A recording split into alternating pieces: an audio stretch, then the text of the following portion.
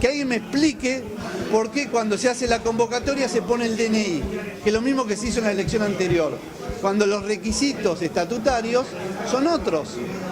¿Por qué se le prohíbe a dos socios ejemplares que inclusive simpatizan, y sabemos que simpatizan con el oficialismo, que estaban de viaje y no pudieron pagar, se hace un cierre del padrón y no se los deja votar? Mirá, para ponerte un ejemplo, la ley electoral, el Estatuto de Atlanta dice que el padrón tiene que ser publicado, tiene que estar listo 30 días antes de la fecha de elecciones. Es decir, si se vota el 3 de septiembre, tenía que estar listo el 3 de julio. El 3 de julio, nadie sabía que se iba a hacer el 3 de septiembre. El 3 de julio se pensaba que se iba a votar el 20 de agosto, ¿no? Pero en un club ordenado, por ejemplo, dentro de 3 años, cuando gane Pablo Tromberg las elecciones, quizás cuando se junte la nueva comisión electoral se llama elecciones con 5 meses de anticipación. Imaginemos que se llama en marzo, se fija fecha de agosto. ¿Podemos saber en marzo quién va a tener lista y paga la cuota de agosto? No, es un imposible. Entonces, ¿qué te está demostrando esto? Que esa fecha de corte del padrón no es reglamentaria, no es estatutaria. No, vos lo que tenés que... el artículo pertinente que dice que si un socio, dependiendo de la antigüedad, si tiene más de 6 años y deja de pagar por 6 meses, ahí hay que pedirle... 2 años de antigüedad tiene que tener. Ah, y después la carta de documento. Claro, hay que mandarle la carta de documento para informarle que está en mora, darle 30 días para que subsane la situación. Por ende, la comisión electoral no le mandó a nadie una carta, por favor, un poquito de silencio, les pido, marcando que estaban en mora. Por ende, si nadie está en mora, están en condiciones de votar. Y hay otra cosa. A ver, muchachos, un poquito de silencio porque están hablando con los periodistas. Volvimos a otra cosa. Y volvemos a lo mismo. El orden, ¿no? Vivimos en una sociedad civilizada. Arriba de los estatutos, ¿qué está?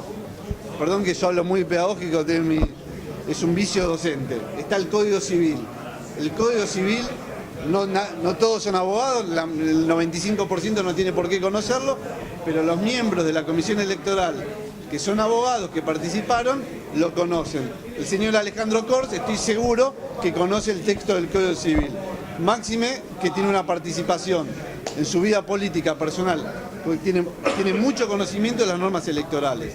El artículo 178 del Código Civil y Comercial dice que la persona que purga su mora, purga su deuda, antes de la asamblea, participa de la asamblea.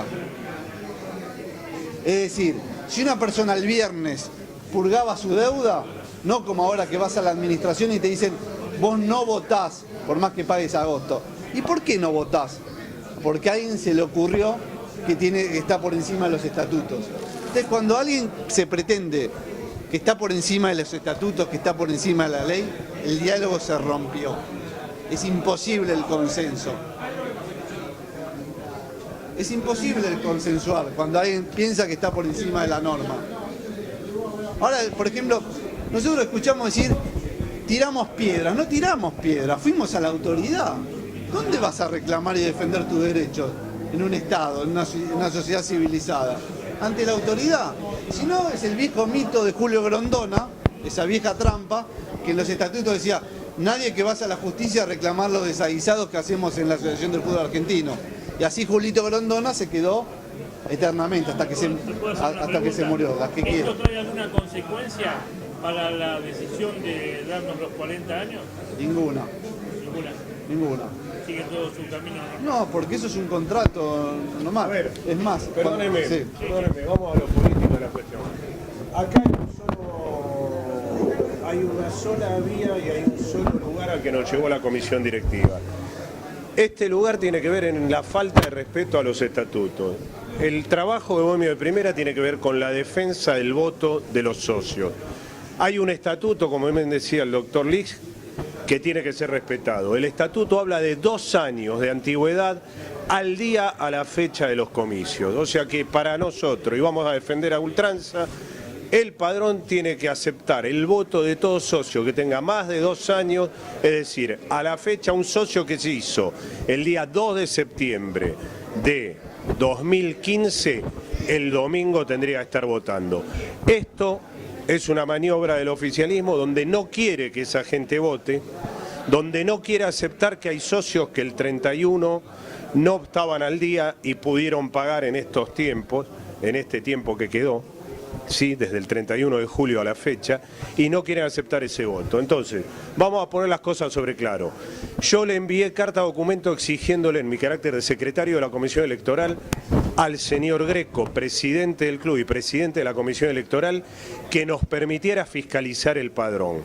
Nosotros ya pasamos por la experiencia de perder una elección y perdimos una elección y aceptamos el resultado y trabajamos en función a eso. No vamos a perder y no vamos a aceptar bajo ningún punto de vista perder una elección sucia, porque le estamos negando a los socios de Atlanta participar y estamos negándole el valor básico que tiene que defenderse, que es el estatuto del club. ¿Correcto? Entonces, nosotros vamos a defender el voto de esta gente. El otro día se planteó en comisión electoral el caso de los señores Yandriski, que ambos pudieron pagar por razón X o B, y no me interesa la justificación, en estos recientes días y solicitaban su voto, su derecho a voto. Se les negó. Nosotros votamos a favor porque consideramos que la interpretación del estatuto dice eso.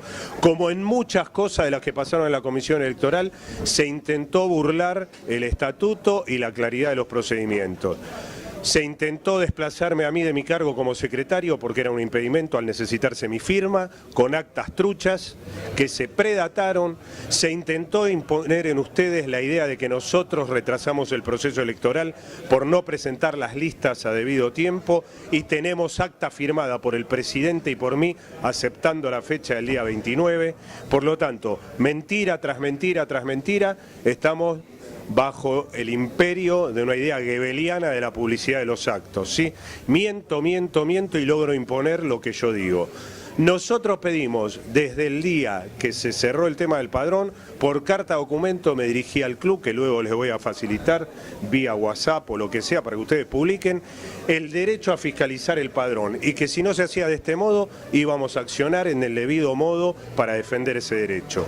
Nadie se presenta en sus cabales a una elección donde sospecha que arranca en una elección de 1000 votos con 250 en contra abajo. Votos automáticos y votos que no son legítimos.